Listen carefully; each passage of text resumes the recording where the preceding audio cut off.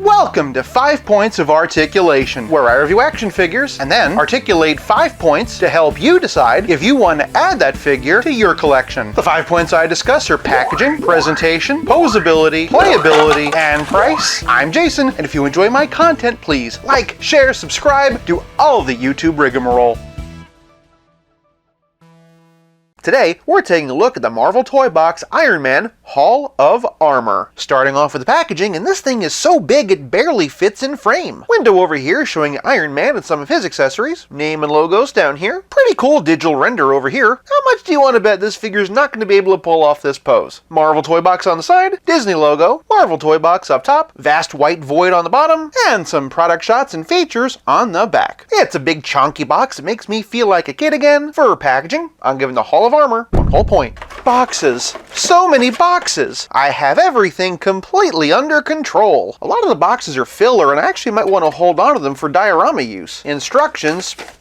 First things first, let's take a look at the figure. He stands at 5 1/4 inches and is a fun cartoonish design. Iron Man's been cast in a red marbleized plastic and has steel accents. He's also got a white arc reactor, a little bit messy on mine, and it's kind of hard to see because of the glossiness, but there's little white dots throughout. Likewise, he has his repulsor rays. This one's a bit sloppy, unfortunately. Stepping back, and Tony definitely needs to stop skipping leg day. Flipping him around, and we can see some more steel accents on the back. Considering how easy it would have been to cut some corners and leave a lot of this blank, I'm actually kind of impressed. I am grading on a curve because it is meant for little kids. So for presentation, I'm giving Iron Man 1 whole point. Moving on to posability, and I am pleasantly surprised. From the top, and his head's on a ball joint and a disc hinge. Great amount up. This far down, no amount of tilt, but all the way around. Swivel hinge shoulders raise up about 45 degrees. He has single jointed swivel elbows and swivel hinge wrists. They hinge up this much and down this much. No torso articulation, but he does have waist swivel, and below the waist he has ball jointed hips. They kick out 90 degrees and do a perfect split. No thigh cut, but he does have single jointed swivel knees. Truth be told, they don't bend back that far, but I was very surprised to discover that he has ankle hinge. Considering the size and the age group, I'm astonished at the amount of articulation that they crammed into this little guy, especially compared to certain figures that are actually intended for collectors. For posability, I'm giving Iron Man 1 whole point. Moving on to playability, and Iron Man comes with 2 sets of armored accessories. First up, we've got this blue set. This sort of upper body cage clips over his chest and has little flaps so it doesn't get in the way of his arm articulation. It also has little drills, a boxing glove that kind of reminds me of the Hulkbuster fight from Age of Ultron, and a capture claw. He also has these tank tread boots, and they let him roll around. Here we have the white armor. Again, the shoulder pieces are hinged. It's got a pretty cool blade that kind of reminds me of Halo, and he also has another claw. This one's on an elastic string. Additionally, he has some clip-on boots. This side could be a bit clippier though, looking at the style, and it kind of reminds me of the Gamerverse space armor. I don't have that figure, but this does give me an idea. Conversely, you can also plug the Marvel Legends blast effects into the Toybox boots. But playability is more than just accessories, it's also about how well your figure plays with others. For just a simple size range comparison, here he is with a 3 3/4 inch Marvel Universe, a 1990s animated series modular by Toy Biz, and the Marvel Legends Silver Centurion. But the real question, and the reason why you're here, is how do they fit in the playset? Well, first we gotta put it together. First things first, there are 4 basic components. There's the base. Woo! There's the ceiling.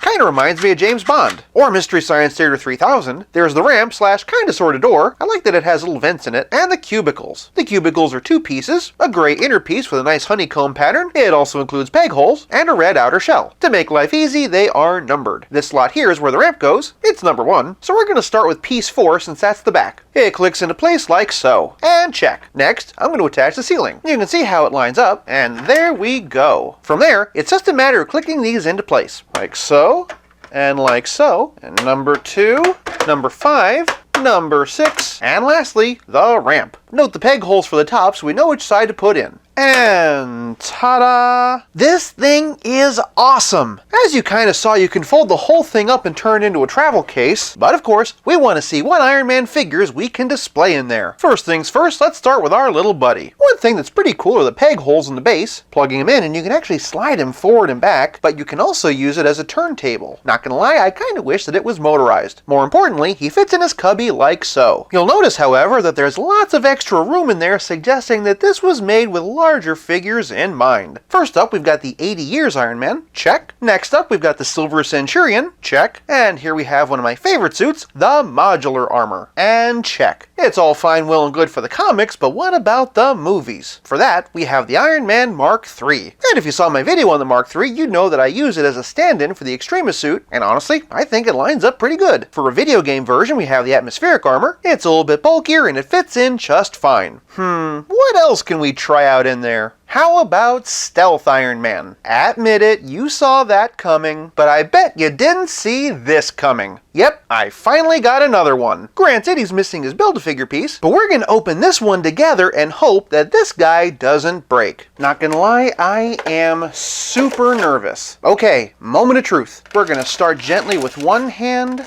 and the foot, and another foot, and the shoulder, and the head, and then here comes the scary part, the middle. Alright. Oh my, I think we got him.